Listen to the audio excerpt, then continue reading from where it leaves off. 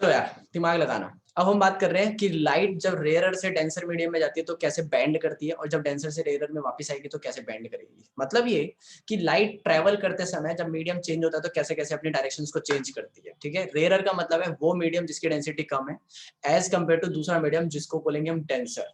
देखो ये बात याद रखना कि कोई किसी के लिए रेयरर हो सकता है और किसी दूसरे के लिए डेंसर हो सकता है। जैसे कि फॉर एग्जाम्पल वाटर हवा के सामने डेंसर होता है, समझ में आया मैंने क्या बोला, लेकिन ग्लास के सामने वो रेयरर होता है।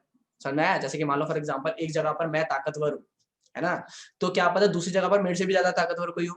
आ रहा है समझ में मैंने क्या बोला। ठीक है, तो यही मतलब है, वाटर की डेंसिटी ज्यादा होती है एयर से, लेकिन ग्लास की वाटर से भी ज्यादा होती है ना। तो अगर मान लो मैं एयर और वाटर को मीडियम ले रहा हूँ तो वाटर इस टाइम डेंसर है और एयर रेयरर है। लेकिन अगर किसी टाइम पर मैं वाटर और ग्लास को कंसीडर कर रहा हूँ तो अब वाटर क्या हो गया, रेयरर हो गया, और ग्लास क्या हो गया, डेंसर हो गया। ठीक है, इसलिए मीडियम्स को याद रखना कि हम कौन कौन सा रेयर और डेंसर ले रहे हैं। लेकिन अभी के लिए मैं उसको नाम दूंगा मीडियम 1 और मीडियम 2, ताकि कंफ्यूजन ही ना हो, कोई एग्जांपल सेट ही ना हो तुम्हारे दिमाग में। ठीक है, चलो सुनना। मान लो फॉर एग्जांपल एक ये मीडियम है, ठीक है, ये कोई मीडियम है, ठीक है, मान लो उसका नाम दे दिया हमने मीडियम 2, और ये जो बाहर पूरा एरिया है ये मीडियम कोई दूसरा है, इसका नाम है मीडियम 1। ठीक है, और ये कंडीशन प्रोवाइडेड है कि जो मीडियम डेंसिटी ऑफ मीडियम 1 है ना उसकी कम है डेंसिटी मीडियम 2 से। मतलब ज्यादा डेंसर कौन है, मीडियम 2 डेंसर है। ठीक है, और रेयरर कौन है, मीडियम 1 रेयरर। समझाया मैंने क्या बोला। अब हम बात करेंगे कि लाइट कैसे बेंड होगी। हमें पता है लाइट तो बेंड होगी क्योंकि हम टॉपिक ही पढ़ रहे हैं रिफ्रैक्शन, और रिफ्रैक्शन का मतलब ये होता है बेंडिंग ऑफ लाइट। ठीक है, अब देखो इसका मतलब, अब इसको समझने में क्या है, देखो एक बात और याद रखना, हमने जब रिफ्लेक्शन पढ़ा था ना तो हमने रिफ्लेक्शन में ये पढ़ा था कि जो लाइट आती है ना, ठीक है, मान लो ये मिरर है, ठीक है, तो जो लाइट आती है इंसिडेंट रे वो टकराकर वापस जाती है, यही पढ़ा था हमने।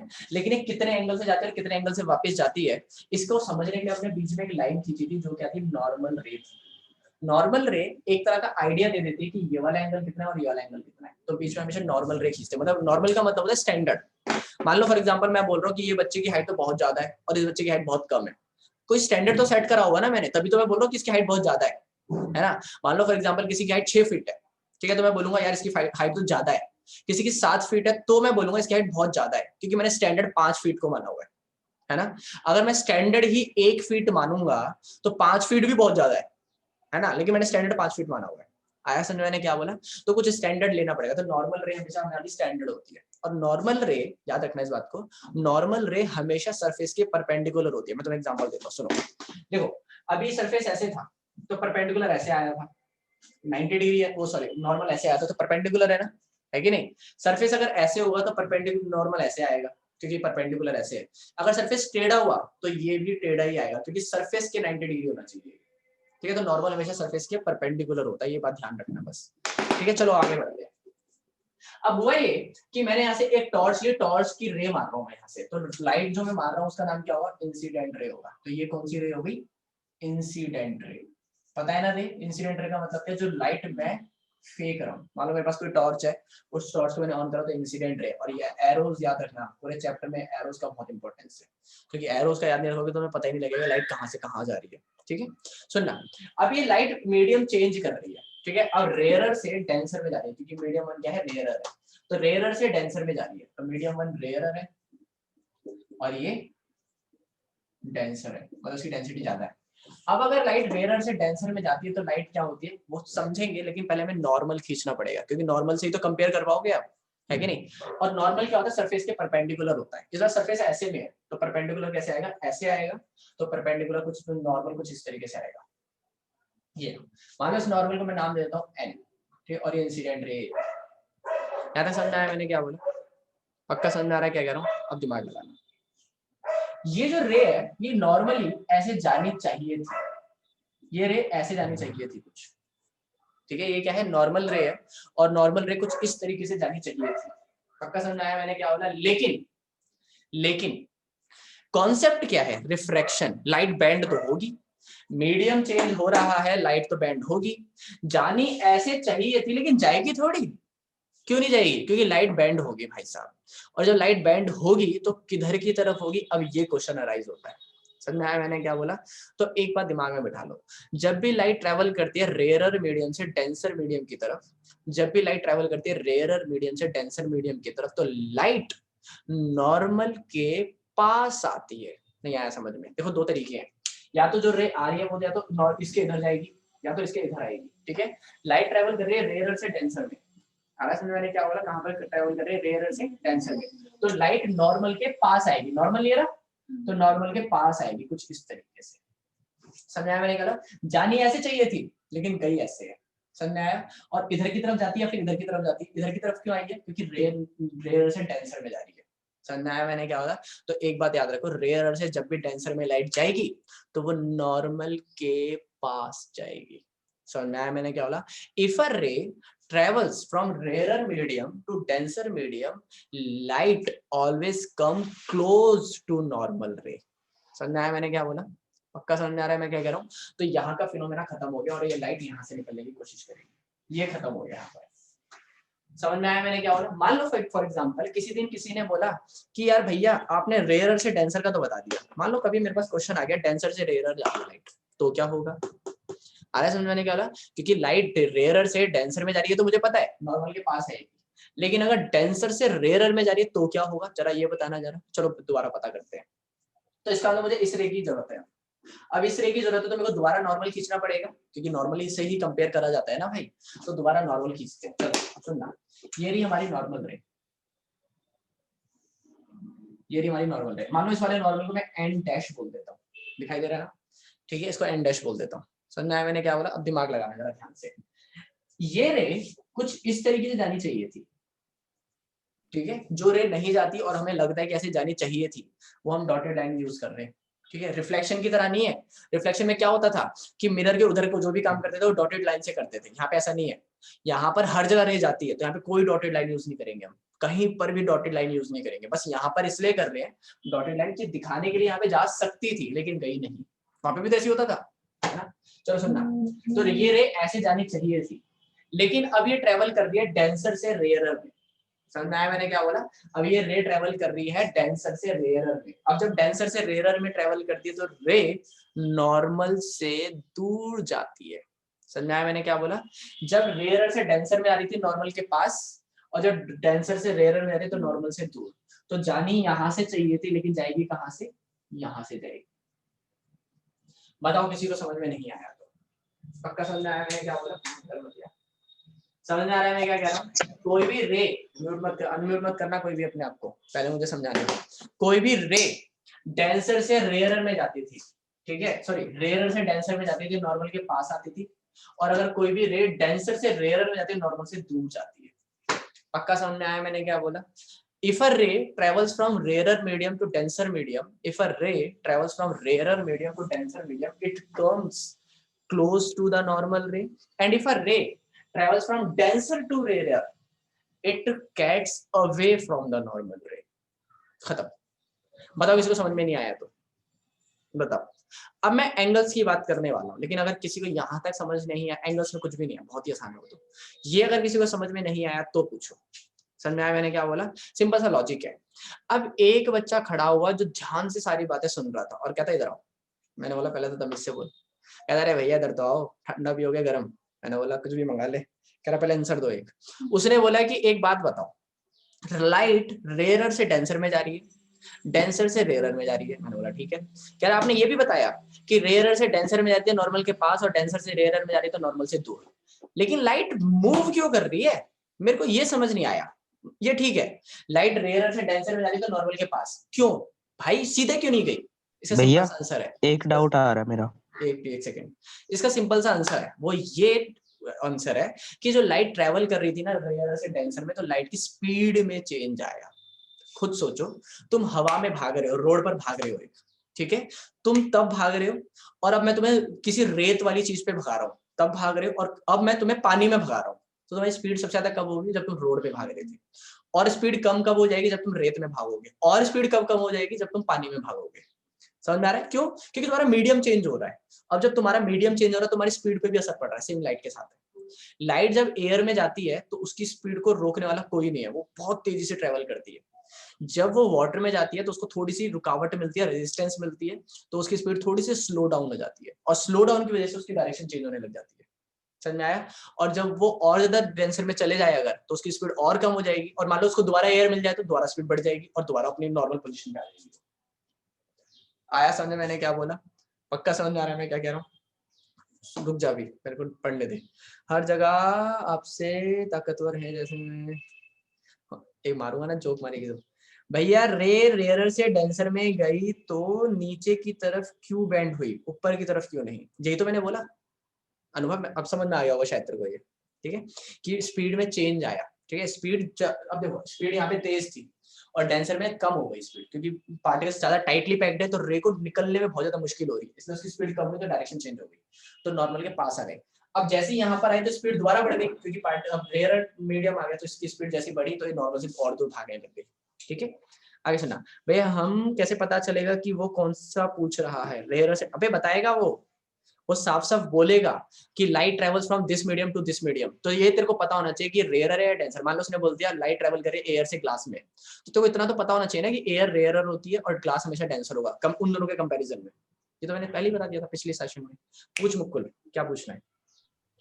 भैया जैसे ये इंसिडेंट रे अगर हमारी इसके ग्राउंड के सरफेस के पैरेलल हो जाए तो भैया तब ये रिफ्रैक्शन शो करेगा, अगर रेयर से डेंसर में ये जाएगी यहाँ तो। पर आ जाए तो, ये रे यहाँ हाँ पर आ जाए तो, नहीं भैया, इंसिडेंट रे अगर इसके वो हो जाए, परपेंडिकुलर हो जाए यहाँ सरफेस से के। आ जाए तो, हाँ अगर नॉर्मल के वहां से आ वो जाए। टोटल इंटरनल रिफ्लेक्शन है। मैं समझ गया तो क्या पूछ रहा है। वो TIR एक कॉन्सेप्ट है, वो हमारे सिलेबस का नहीं है, और वो हम आगे जाके पढ़ेंगे। आगे जाके कब पढ़ेंगे? रिफ्रैक्टिव इंडेक्स में। अगर तेरा मन करेगा तो मैं वहां पे जाके समझा दूंगा तुझे, ठीक है। वो टोटल इंटरनल रिफ्लेक्शन का टॉपिक है, दैट इज TIR। अभी हम वो नहीं पढ़ रहे, ना ही हमारे सिलेबस में, ठीक है। भैया चलो होगा क्या, मतलब इससे रिफ्लेक्शन होगी या अबे नहीं 90 होगी? डिग्री पर जा रहा है, समझा रहा है मैं क्या कह रहा हूँ? तो वो क्या करता है, टोटल इंटरनली रिफ्लेक्ट करता है। ऐसा पता है किसमें होता है? ऐसा होता है ऑप्टिकल फाइबर्स में। तेरे घर पे जो वाईफाई लगा हुआ है, तो वाईफाई का जो तार होता है ना, वो बिल्कुल अलग तरीके का होता है, ठीक है। जो आजकल जियो लाने की कोशिश कर रहा है, ऑप्टिकल फाइबर, है ना। उसकी वजह उसमें ना यही होता है कॉन्सेप्ट, टोटल इंटरनल रिफ्लेक्शन। उसमें स्पीड बहुत तेज होती है, ठीक है। तो वो एक ही सिंपल उसी 90 डिग्री पर ना, टोटल रिफ्लेक्शन का मतलब होता है सेम 90 डिग्री पर रोटेट करती रहती है। समझ में आया? तो ऐसा कुछ होगा, तो 90 डिग्री पर ही रोटेट करती रहेगी इसके अंदर मीडियम में, ठीक है। वो अलग कॉन्सेप्ट है अभी के लिए, अभी बाद में समझेंगे उसको, ठीक है। नहीं भैया बैंड तो हुई, पर ऊपर की तरफ भी तो हो सकती थी, नॉर्मल के ऊपर और राइट। नहीं समझा तुम्हें? देख मेरी बात सुनो, मेरी बात सुनो। क्वेश्चन ये बोल रहा है, ये बाकी सुन लो, बाकी समझ लो ये क्या बोलने की कोशिश कर रहा है। ये बोल रहा है कि जो रे आई वो इधर की तरफ भी तो जा सकती थी, इधर की तरफ क्यों गई? आया समझ में मैंने क्या बोला? पहली चीज, हमने एक्सपेरिमेंटली निकाला हुआ है कि ये नॉर्मल के पास आती है, तो हमने याद करने का तरीका ही बना लिया कि नॉर्मल के पास आती है। दूसरा, मैंने बता तो दिया यार, स्पीड में चेंज आ रहा है। जब स्पीड में चेंज आता है ना, तो हर कोई एक नॉर्मल पोजीशन की तरफ जाना चाहता है। अभी समझ में आया? जब स्पीड में दिक्कत आई, जब वो जितनी तेजी से जा पा रहा था अब नहीं जा पा रहा, तो वो इसीलिए नॉर्मल तो रखना चाहता है, एटलीस्ट नॉर्मल रखने के लिए वो नॉर्मल की तरफ बैंड होता है। अभी समझ में आया? यही था कॉन्सेप्ट, ठीक है। यहाँ तक अब सुनना जरा ध्यान से आगे। अगर यहाँ तक किसी को समझ में नहीं आया तो पूछ लेना। अब हम बात करेंगे एंगल्स की, ठीक है, सुनना, ठीक है। हिमांशु कुछ पूछना है क्या तेरे को? हाँ भैया, पूछ। भैया जो ये इंसिडेंट रे आ रही है जो रेयर मीडियम में है, और जो ये जो लास्ट में रे जा रही है रिफ्लेक्टेड रे लास्ट में रेयर मीडियम में, ये दोनों सीधी होंगी? अबे बताऊंगा मैं भी, बताऊंगा मैं भी, ठीक है। सुनना जरा ध्यान से आगे। ज्यादा समझ में आ गया सबको? अच्छा भैया, हाँ अब आ गया, ठीक है, बढ़िया अनुभव। अब दिमाग लगाना, जरा एंगल्स की बात करते हैं, पहले रेज की बात कर लेते हैं, ठीक है। ये है भैया इंसिडेंट रे। एक सेकंड, जल्दी बोल मुकुल, जल्दी बोल, टाइम वेस्ट मत करा। भैया अगर डेंसिटी में ज्यादा डिफरेंस होगा तो मतलब क्या ये जो उतनी ही ज्यादा हमारी बेंड रिफ्लेक्टेड करेगी, रे है वो उतनी ही नॉर्मल ज्यादा को बेंड पास कर करेगी। सकती है? मेरी बात तो सुन ले मेरे भाई, जितना ज्यादा डिफरेंस होगा डेंसिटी में, बैंड रे उतनी ज्यादा बैंड होगी इधर या उधर, ठीक है। समझा है मैंने क्या बोला? जितना कम डिफरेंस होगा उतना कम ये बैंड करेगी। अभी ठीक है, पक्का समझा है मैंने क्या बोला? अब जो भी भैया तेरा और इतना भी हो सकता है कि वो नॉर्मल को सरपास कर जाए? नहीं, नॉर्मल को कैसे करेगी यार, वो डिपेंड कर रहा है ना मीडियम पे यार। समझा है मैंने क्या बोला? आगे सुनो जरा ध्यान से। दिमाग लगाना, ये है इंसिडेंट रे, ये टकराकर यहाँ पर आई तो ये कौन सी है, ये रिफ्लेक्शन के बाद आई है तो ये कौन सी रे है, इस रे का नाम क्या है, इसका नाम है रिफ्रैक्टेड रे। याद रखना रिफ्रैक्टेड है, रिफ्लेक्टेड नहीं है, रिफ्रैक्टेड रे है। अब ये रे दोबारा वापस आ गई तो इस रे का नाम क्या होता है, बच्चे बोलते हैं वापस आ गई तो इंसिडेंट रे, नहीं, इस रे का नाम क्या है, एक नया नाम है इसका, इस रे को बोलते हैं एमरजेंट रे। क्या बोलते हैं, एमरजेंट रे, मतलब दोबारा एमर्ज हुई है कोई नई रे, इसलिए उसका नाम ही रख दिया एमरजेंट रे। समझ में आया मैंने क्या बोला। एंगल्स की बात करते हैं, देखो यार बच्चे दिक्कत क्या करते हैं, गलती क्या करते हैं, वो क्या करते हैं, एंगल ये वाला मान लेते हैं, जबकि ये कुछ भी एंगल नहीं है, कोई चीज नहीं है। हमेशा एक बात याद रखना, तुम्हें कभी भी एंगल बनाना है ना, तो जो तुम्हारी मेन रे है, जो तुम्हारी रे जा रही है वो प्लस नॉर्मल, उन दोनों के बीच में जो एंगल बनेगा ना वो हमारा काम का है, खत्म बात। बाकी कहीं पर भी किसी भी सरफेस के साथ एंगल बन रहा हो किसी काम का नहीं है, ठीक है। तो ये ग्लास की सरफेस के साथ बन रहा है एंगल, ये किसी काम का है क्या, नहीं। हमारे काम का कौन सा एंगल होगा, हमारे काम का होगा ये वाला एंगल, क्योंकि हमारी रे काम की और नॉर्मल इन दोनों के बीच में वाला एंगल बन रहा है, और ये वाले एंगल का नाम क्या है, इंसिडेंट रे। समझ में आया मैंने क्या बोला, इस रे का नाम क्या है, इंसिडेंट रे। अच्छा, ये वाला एंगल क्योंकि ये नॉर्मल और हमारी काम की रे के बीच में बन रहा है, तो इस रे का नाम क्या होगा, रिफ्रैक्टेड एंगल, ठीक है, एंगल ऑफ रिफ्रैक्शन। तो ये क्या हो गया, एंगल ऑफ इंसिडेंस, और ये हो गया एंगल ऑफ रिफ्रैक्शन। पक्का समझ में आया मैंने क्या बोला। अब दिमाग लगाना, ये वाला एंगल और ये वाला एंगल बिल्कुल सेम होगा, चाहे तो तुम ऐसे समझ लो कि अंदर के एंगल है, चाहे तुम ये समझ लो कि ये वाली रे और ये वाली रे दोनों पैरेलल है और एक इंटीरियर एंगल हो गए, है क्या नहीं, अल्टरनेट इंटीरियर एंगल मैथमेटिक्स, ठीक है। तो ये भी एंगल आ रहा है। अब ये वाला एंगल क्या होगा, नॉर्मल और हमारी काम की रे, तो मतलब ये वाला एंगल, ये वाला एंगल होता है एंगल ऑफ एमरजेंस, ठीक है। तो incident, angle of incidence, angle of refraction, angle of emergence, सारे एंगल समझ में आए मैंने क्या बोला, पक्का समझ में आ रहा है मैं क्या कह रहा हूँ। अब जरा ध्यान से समझना, अब एक्सपेरिमेंटली ये देखा गया है कि अगर ये जो रे जानी चाहिए थी, ये वाली मतलब, ठीक है, मतलब ये कि जो ये रे जानी चाहिए थी और ये जो रे एक्चुअल में गई है, इसको अगर तुम पीछे बढ़ाओगे तो ये दोनों रे पैरेलल होती है। एक्सपेरिमेंटली ये देखा गया है, ठीक है, ज्यादा दिमाग लगाने की जरूरत नहीं है, समझ में आया तो कोई दिक्कत नहीं, आसानी है वैसे ये, कि मतलब ये इंसिडेंट रे जो जानी चाहिए थी और एमरजेंट रे वो रे जो एक्चुअल में गई है, तो इंसिडेंट रे जो जानी चाहिए थी इसको आगे बढ़ाया गया और एमरजेंट रे जो एक्चुअल में गई है उसको पीछे बढ़ाया गया, तो दोनों को देखा गया, तो ये पता लगा एक्सपेरिमेंटली कि ये दोनों पैरेलल होती है एक दूसरे के। अभी आगे समझ में मैंने क्या बोला, रिफ्रैक्शन कॉन्सेप्ट खत्म हो गया। अब मैं बताऊंगा लॉज ऑफ रिफ्रैक्शन। अगर किसी को 1% भी डाउट है तो फटाफट से बोर्ड को देखो और कोई भी दिक्कत है तो पूछो, खत्म बात।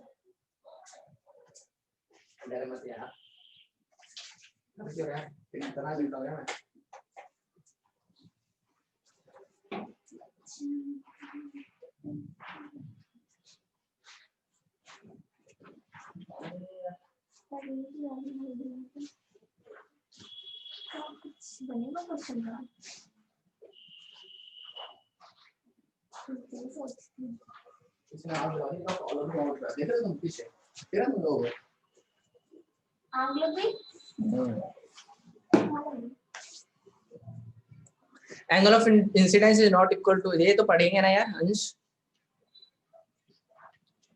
अब ये बताओ किस चीज को समझ में आ गया, तो समझ में आया, तो समझ में आया, तो समझ में आया, नहीं भैया नहीं आया, पैरेलल भी जा रही है, वो छोड़ दे, बाकी समझ में आ गया। हाँ चलो ठीक है, अगर किसी को कुछ पूछ रहा है तो पूछ लो, ठीक है, वरना हम बात करते अब किसकी, लॉज की। तुम्हें याद होगा यार हमने कुछ लॉ पढ़े थे रिफ्लेक्शन में, याद है तुम्हें, हाँ। और पहला लॉ क्या था, पहला लॉ ये कहता था कि एंगल ऑफ इंसिडेंस बराबर होता था एंगल ऑफ रिफ्लेक्शन के, ये वाला होता था एंगल आई और ये होता था एंगल आर, तो ये दोनों एंगल बराबर होते थे। अपने दिल पर हाथ रखो और बताओ कि यहां पर ऐसा हो सकता है क्या, बता, नहीं हो सकता, हो सकता है, हो सकता है, हाँ हो सकता है।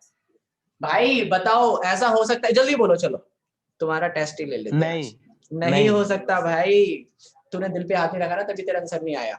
भाई दिल पे हाथ रखोगे तो आंसर आएगा। अबे कैसे होगा बराबर, भाई ये रे ऐसे आ रही थी, ऐसे जानी चाहिए थी, गई कहाँ, बैंड हो गई, और जब बैंड हो गई तो एंगल छोटा नहीं हो गया, ये कैसी बातें कर रहा है यार, आ रहा है समझ में, दिल तोड़ दिया यार तुमने।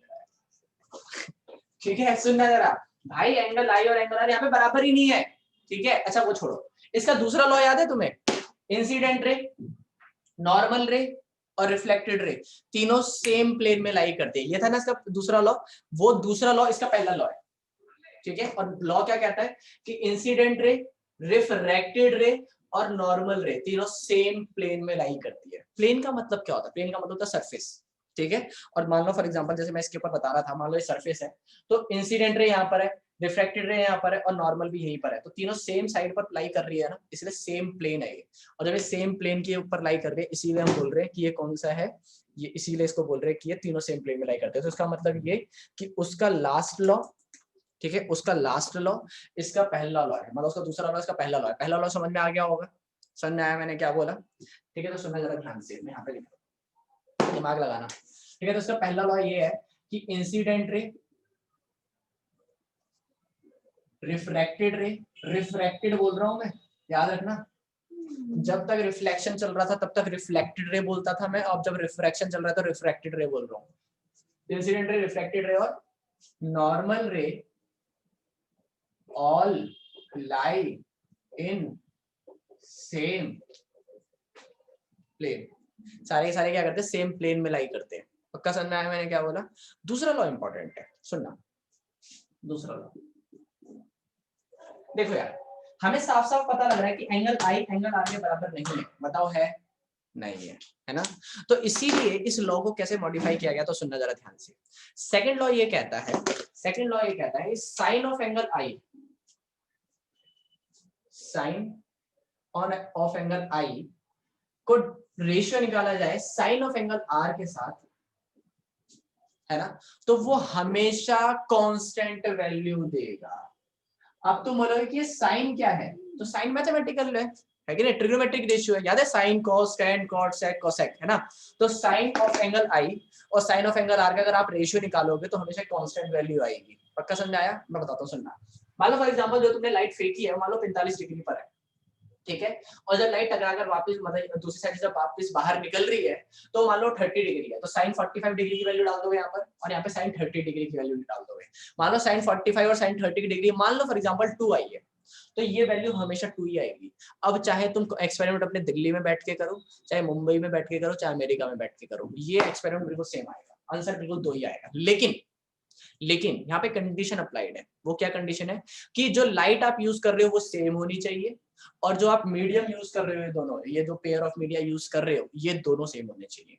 मतलब फॉर एग्जांपल मान लो फॉर एग्जांपल तुमने दिल्ली में बैठ के एक्सपेरिमेंट करा, तुमने यहाँ पे ग्लास और वाटर, क्या नाम है, एयर और ग्लास लिया, और तुमने लाइट जो यूज करी मान लो ग्रीन लाइट यूज करी, ठीक है। अब मैं कहीं और स्टेट में बैठा हुआ हूँ, मैं एक्सपेरिमेंट कर रहा हूँ, तुमने मुझे कॉल करके बोला सब कुछ, ठीक है, और मेरे को गलती से तुमने बोला कि मैंने एयर और ग्लास लिया था, तो मैंने भी एयर और ग्लास लिया, ठीक है। तुमने बोला मैंने ग्रीन लाइट यूज करी थी, मैंने बोला कि यार मैं ग्रीन लाइट तो नहीं, मैं रेड लाइट यूज कर लेता हूँ, ठीक है। और तुमने जब ग्रीन लाइट यूज करी थी और तुमने एयर और ग्लास यूज करा था, मैं भी एयर और ग्लास यूज कर रहा हूँ, लेकिन हम दोनों लाइट चेंज कर दी, तुमने ग्रीन यूज कर दी, मैंने रेड लाइट यूज करी है, ठीक है। तुम्हारा ग्रीन लाइट से आंसर आया था 2, तो मेरा रेड लाइट से आंसर आएगा क्या 2? नहीं। हमेशा याद रखना कि अगर आपको ये वाला लॉ लगाना है तो पेयर ऑफ मीडिया सेम होने चाहिए, जो 2 मीडियम आप यूज करें वो दोनों सेम होने चाहिए, और लाइट भी बिल्कुल सेम होनी चाहिए। ऐसा क्यों है? क्योंकि सिंपल सा लॉजिक है यार, हर लाइट का जो कलर, मतलब जो हर अलग अलग कलर की लाइट होती है ना, सबकी अपनी अपनी वेवलेंथ होती है, ठीक है। एक तरह से तुम मान सकते हो सबकी अपनी अपनी एनर्जी होती है, समझा मैंने कहा, सब अपनी अपनी स्पीड से ट्रेवल करते हैं। तो ग्रीन लाइट अपनी अलग स्पीड से ट्रेवल करता है और रेड लाइट अपनी अलग स्पीड से ट्रेवल करती है, समझा मैंने क्या बोला। अब जब मैं एक्सपेरिमेंट कर रहा था रेड लाइट से, तो अपनी स्पीड से ट्रेवल कर रही थी, तो इसीलिए मेरा आंसर गलत आया। समझ में आया मैं क्या कह रहा हूँ? तो अगर आपको ये वाला लॉ अप्लाई करना है और आपको हमेशा कांस्टेंट वैल्यू चाहिए, तो आपको लाइट हमेशा सेम यूज करनी पड़ेगी, और जो मीडियम यूज कर रहे हो आपको सेम यूज करने पड़ेंगे। अगर आपने ऐसा करा तो आप कभी भी कहीं पर भी एक्सपेरिमेंट करो, आपका आंसर बिल्कुल कांस्टेंट सेम आएगा। पहले 2 आ रहा था तो बाद में भी 2 आएगा, 10 साल बाद भी 2 ही आएगा। समझ में आया मैंने क्या बोला? पक्का समझ में आ रहा है मैं क्या कह रहा हूँ? ठीक है। इसका मतलब क्या है, अब मैं तुम्हें दोबारा इसको कंक्लूड कर देता हूँ लॉस को, सुनना ध्यान से। पहला लॉ ये कहता है कि इंसिडेंट रे, रिफ्रैक्टेड रे और नॉर्मल रे तीनों सेम प्लेन में लाई करती है, पहला लॉ। दूसरा लॉ ये कहता है कि साइन ऑफ एंगल आई और साइन ऑफ एंगल आर हमेशा एक कांस्टेंट वैल्यू देते हैं। कब तक? जब तक लाइट जो है हम जो यूज कर रहे हैं वो सेम है और पेयर ऑफ मीडिया बिल्कुल सेम है। आया समझ मैंने क्या बोला? पक्का समझ आ रहा है मैं कह रहा हूँ? खत्म बात, ठीक है। एक और चीज, इस लॉ का एक और नाम है, इस लॉ को एक और नाम से जाना जाता है, क्या नाम है वो नाम है स्नेल्स लॉ। एक साइंटिस्ट ने दिया था, उसी के नाम पे रख दिया, इसका नाम स्नेल्स लॉ। तो अगर तुमसे पूछते हैं स्नेल्स लॉ का मतलब क्या है, तो तुम बोलोगे sin i by sin r is equal to में कांस्टेंट, तो sin i by sin r is equal to constant मतलब स्नेल्स लॉ है। समझ में आया? समझी क्यों? टॉपिक को पक्का समझ में आ रहा है मैं क्या कह रहा हूँ? अगर किसी को कोई भी दिक्कत परेशानी तो बताओ। रिफ्रैक्शन का लॉ लेजर्स पर भी एप्लीकेबल है, लाइट सेम होनी चाहिए, ठीक है ना भैया। यहाँ लाइट राइट एंगल ट्रायंगल कहाँ पर है? राइट एंगल ट्रायंगल कहाँ पर है मतलब भैया यहाँ ट्रिग्नोमेट्री। अच्छा, ट्रिग्नोमेट्री रेशियो लगाने के लिए, अरे ज्यादा मैथमेटिक्स पढ़ ली तुमने, ठीक है। तो मेरी बात सुनो, हम सिर्फ साइन एंगल यूज कर रहे हैं, ठीक है। ट्रिग्नोमेट्रिक रेशियो तब लगता है जब आपके पास पूरा थीटा होता है, तो समझ में आया? तुम दूसरी चीज भी ले सकते हो कि साइन एंगल लगाने मतलब तुम साइन कॉस टेन कुछ भी लगाते हो तो तुम क्या यूज करते हो, एक पूरा ट्रायंगल तब यूज करते हो जब तुम्हारे पास हाइट हाइपोटेनस और ये सब वगैरह वगैरह होता है ना। तो इसीलिए इसने राइट एंगल बोला। यहाँ पर ऐसा कुछ नहीं है, हम सिर्फ रेशियो ले रहे हैं, हम सिर्फ एक रेशियो ले रहे हैं। समझ में आया मैंने क्या बोला? और उसका रेशियो लेने के बाद हमने उसका भी रेशियो ले लिया तो वो अपने आप ही कट भी हो गया। आ रहा है समझ में मैंने क्या बोला? साइन अपॉन में साइन तो कट हो गया ना, समझ आ रहा है मैं क्या कह रहा हूँ? इसलिए हमारे पास पूरा ट्रिग्नोमेट्रिक रेशियो एकदम क्या नाम है, क्या कह सकते हैं, बिल्कुल मैथमेटिकल तरीके से हमने यूज नहीं करा, इसलिए हम यहाँ पे ऐसे यूज कर रहे हैं। समझ में आया मैंने क्या बोला? ये अच्छा दिमाग था वैसे, लेकिन ये काम का नहीं था, ठीक है। चलो पूछो और।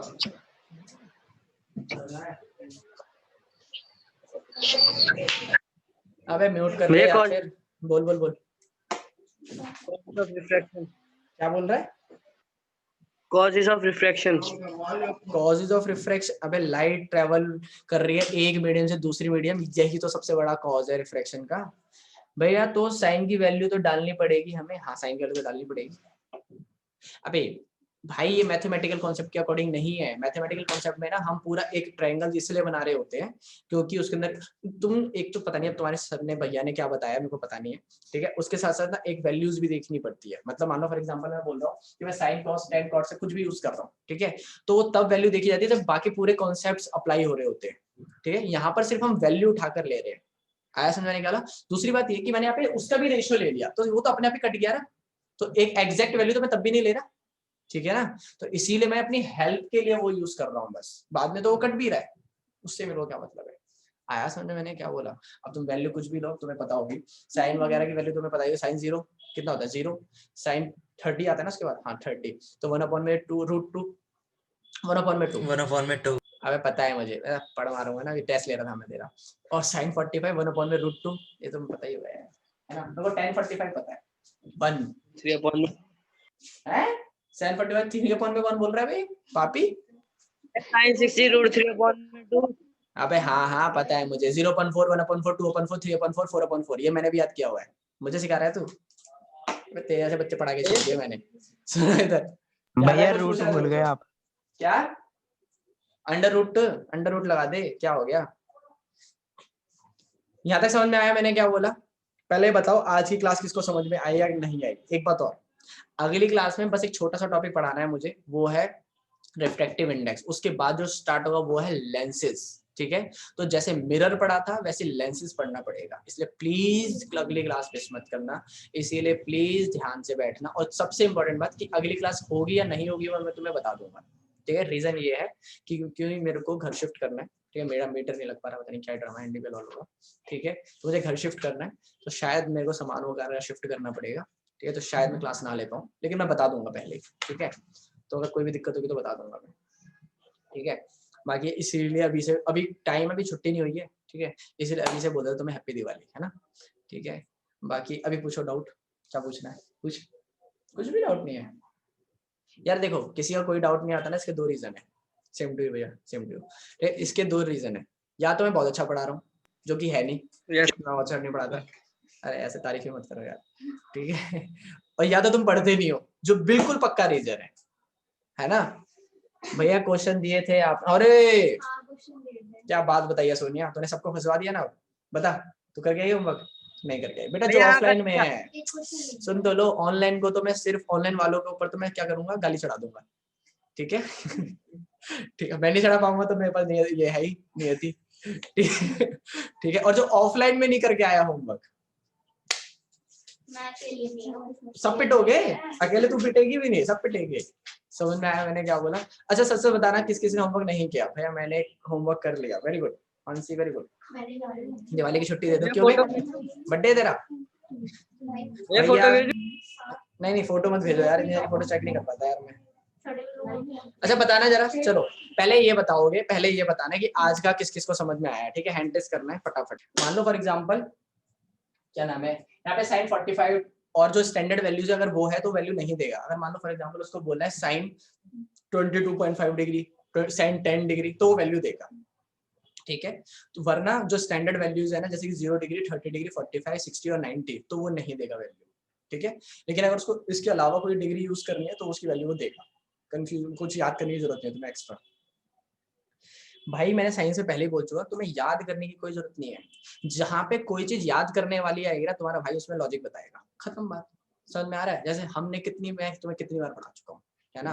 तो कभी कभी भी मैंने बोला कि इसको याद करना है तुम्हें, कभी भी नहीं बोला, ठीक है? मैं तुम्हें एक और चीज बताया था, जैसे कि रिफ्रैक्टिव इंडेक्स, अभी हम आगे जाके टॉपिक पढ़ेंगे, चलो मैं आगे बताऊंगा।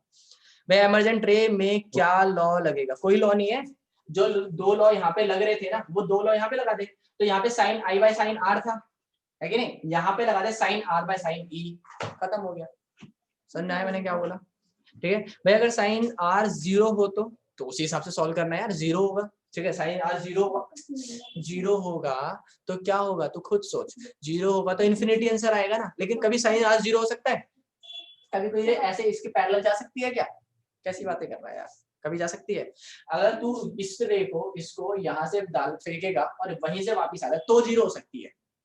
कोई लाइट फेंकी, टकराकर वापिस आ गई, है ना, तो वो 0 हो सकता है। अब अपने दिल पर हाथ रख और बता, कोई लाइट गई, टकराकर उसी एंगल से वापिस आ गई, क्या ये रिफ्लेक्शन है? भाई रिफ्लेक्शन है, तेरा तो क्वेश्चन ही गलत है, जैसे तेरा दिमाग खराब है। आया समझ में मैंने क्या बोला? गलत है भाई ये, कैसी बातें कर रहा है? तो लगता है तूने अपनी सच में पाउटी खा ली है। पार्टी बोला था भाई, ये पार्टी बोलता था, कोई बात नहीं। बोल बोल बोल अनुभव बोल।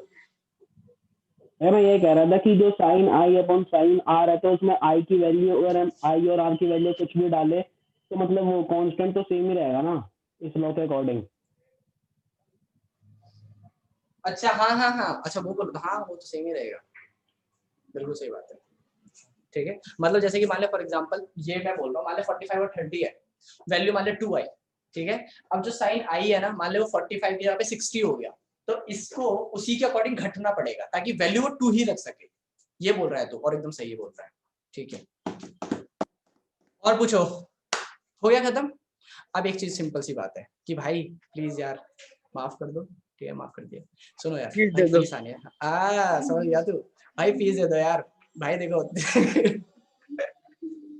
देखो दिवाली आ रही है, गरीबों का भी त्योहार बनने दो यार भाई, समझ रहे हो तुम? मैं समझ रहे हो मैं क्या बोल रहा हूँ, समझ रहे हो ना?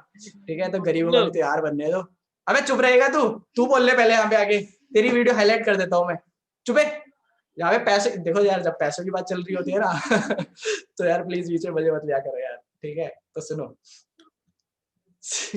ठीक है, तो यार फीस आ रही है तुम लोगों की, देखो मैं पॉइंट आउट नहीं कर रहा बहुत सारों को, ठीक है?